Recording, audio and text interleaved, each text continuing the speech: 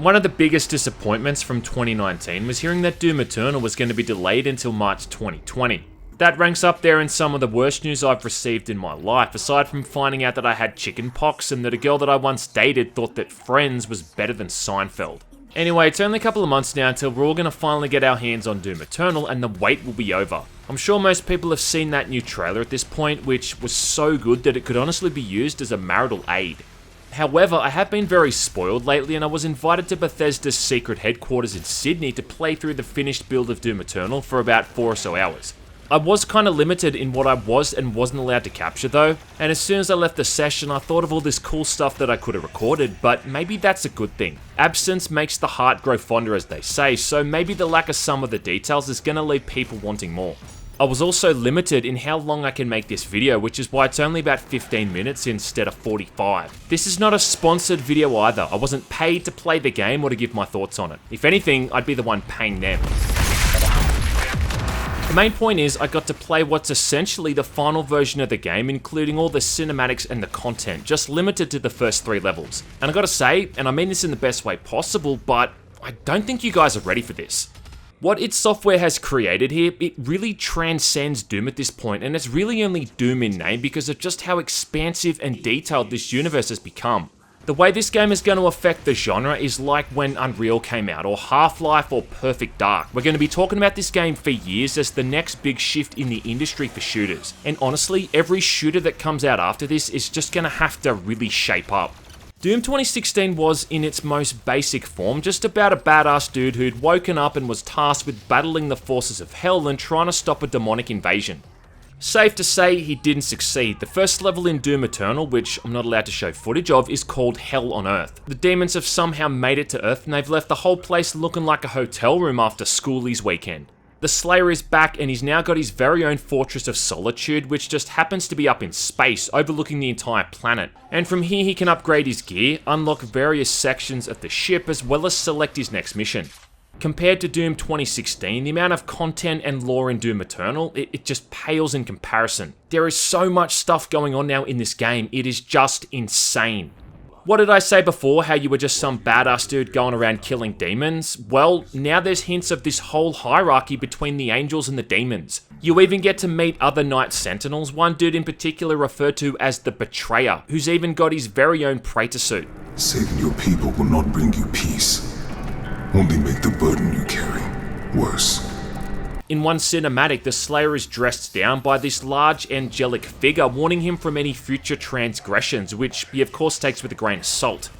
There's these very almost bureaucratic figures that won't intervene in what's happening on Earth because of some ancient old law that they claim prohibits them from interfering. I mean, it's deep shit, man. You are but one man. They are no longer your people to save. You also see a lot more of the Slayer now. His face is a lot more visible through his helmet. Wouldn't even surprise me at this point if we got a face reveal. One of my favourite new details is that whenever you pick up any kind of power up, for a brief second you can see the reflection of the Slayer's face in his helmet. It's just awesome. The sheer variety in locations in the first 3 levels alone is just staggering, and it makes Doom 2016 look like a corridor shooter in comparison. Now yes, this might piss off some people because it has taken more of a step into telling a story than before, especially with a lot of these third-person cinematics. But most of the other exposition is still delivered from little notes you find throughout levels, so it's really up to you and how much of it you want to take in. And so will mine.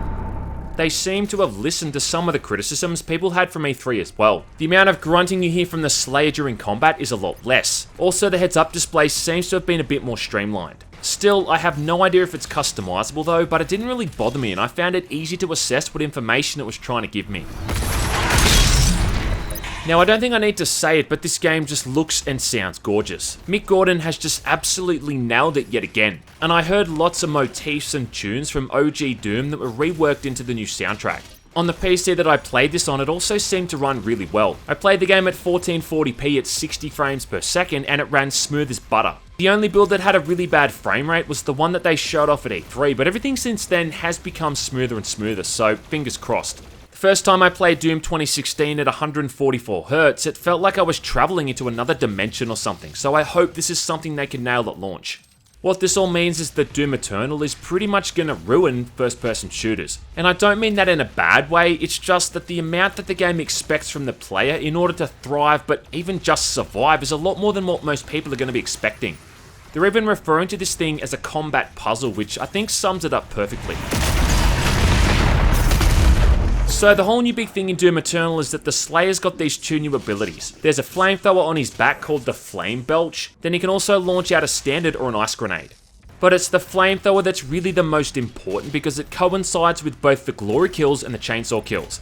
I mean, look, it's pretty simple. Using a flamethrower on an enemy and then killing them, they drop armor. Killing them with the chainsaw, they drop ammo, and with glory kills, they drop health.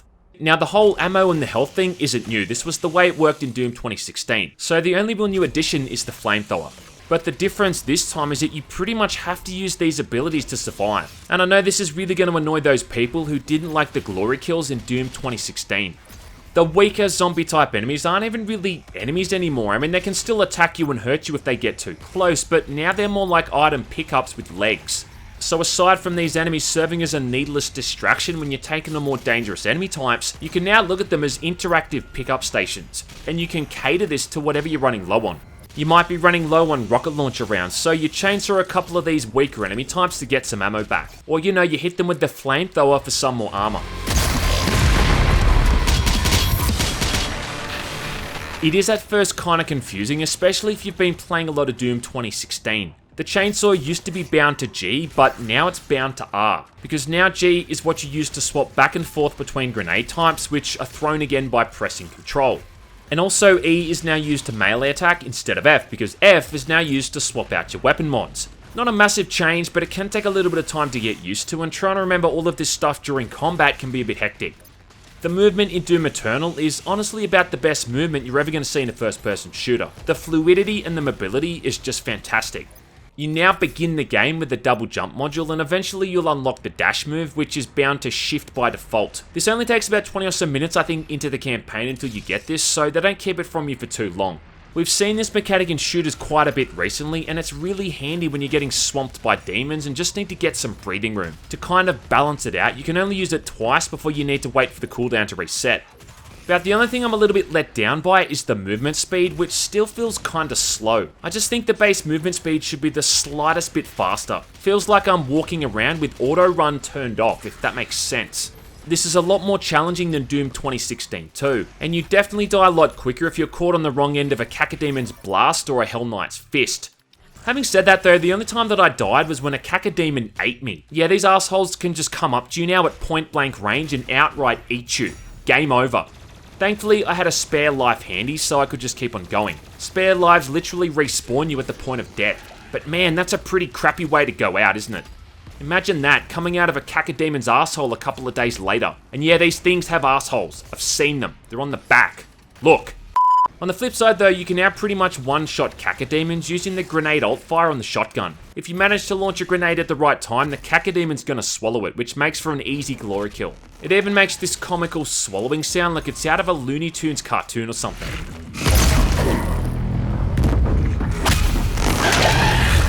Off the back of that too, most of the enemies from Doom 2016 all return, with a few new additions like the Arachnotrons.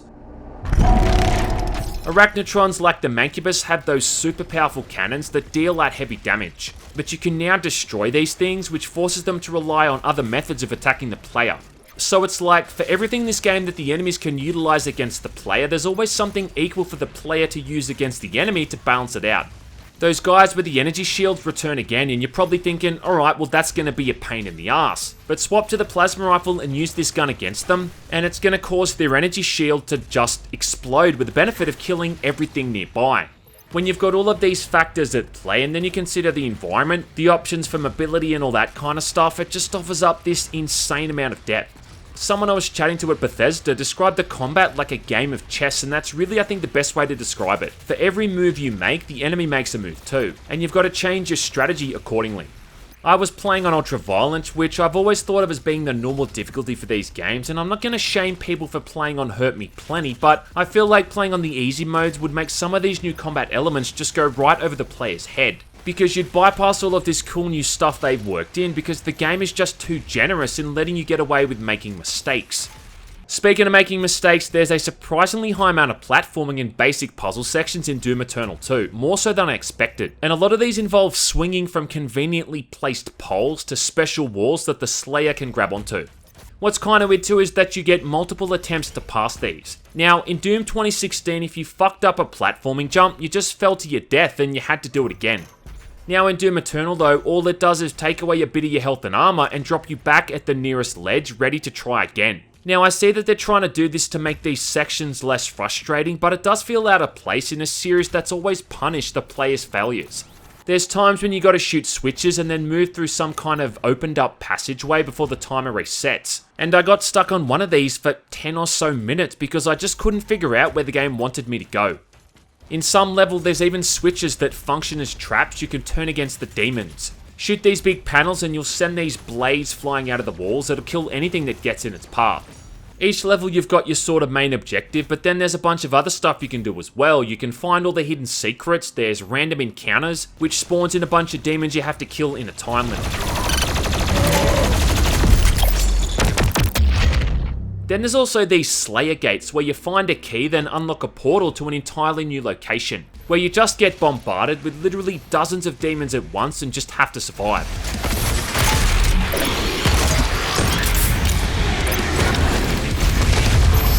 Sometimes too you'll get invaded by an empowered demon, which is a demon that's killed another player in another campaign, and that's now entered your game like it's Dark Souls or something. Then at the end of these levels, when you finally choose to finish it, you're also earning XP on top of all of it, unlocking even more stuff. You've got weapon points, suit points, and ruin perks as well. Weapon points obviously going into weapon mods, which are really useful and often essential, like the grenade launcher for the shotgun or the triple shot lock-on for the rocket launcher. You're also on the lookout now for Sentinel Crystals. Again, just another dozen or so different mechanics to work towards and unlock. I was actually stunned too at the amount of stuff to unlock on the Slayer ship. I mean, this is going to keep people busy for a long, long time. Now, my main concern with Doom Eternal is some aspects of its art style. Doom 2016 was a perfect combination of trying to make the game world and the items you come across feel realistic, but still feeling fun and not taking itself too seriously. I mean, you'd find a new weapon being held by a deceased marine or something, but then you might pick up someone's entire torso just to use it as a retinal scan. In Doom Eternal, every pickup and weapon is a big, bright, glowing item that looks like it's out of Quake 3 Arena or something. You've got these gorgeous backgrounds and textures that show off an insanely high level of artistry next to a big, giant, glowing shotgun. This is also something I noticed with the platforming too. I mean, in Doom 2016, the platforming felt like it made sense because it was the only way to progress. The platforming was a necessary means of movement because of the condition of the environment. The platforming in Doom Eternal is along these floating platforms, avoiding giant spinning fire pillars that look like something out of Bowser's Castle in Super Mario Bros. There is no reason for these platforming puzzles to exist outside of them having just been put there for the player to jump across. Like ledges that drop into the lava if you stand on them for too long, like there is no purpose for these to be here. That's not to say that it's not enjoyable, they're challenging and rewarding, but they are kind of juxtaposed with the realistic environments in the first game. And you kind of wonder why the demons would go to all this trouble to create all of these elaborate platforming gauntlets for the Slayer to move through. Now, I don't want to spoil too much about what I got to see and do, but I do want to talk about a couple of cool things I saw. So at one point, you actually get to remotely control a Revenant, which controls a lot like Doom 2016's multiplayer mode, jetting around and launching missiles at Mancubus and other Revenants as you recover the Slayer's super shotgun. And I actually felt sorry for this guy when I had to put him out of his misery 5 minutes later. I mean, look at that face.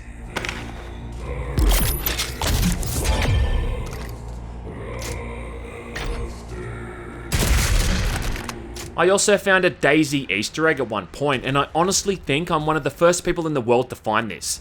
Like I said before, I'm kind of limited in what I can talk about because the amount of stuff we could capture was pretty strict, and I don't really want to mention too many things if I don't have the footage to correlate with it. There was still no information about the Crucible, what's happened with Samuel Hayden, or really any indication of where the campaign is leading. I didn't get to use all of the weapons either, or all of the weapon mods, so I couldn't really experiment with every possible configuration.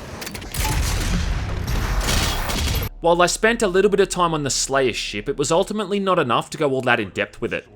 My biggest takeaway though is the combat loop, and that's something that Doom Eternal has just really nailed. And considering it's what you're going to spend the majority of the time doing, well, it's really what's most important.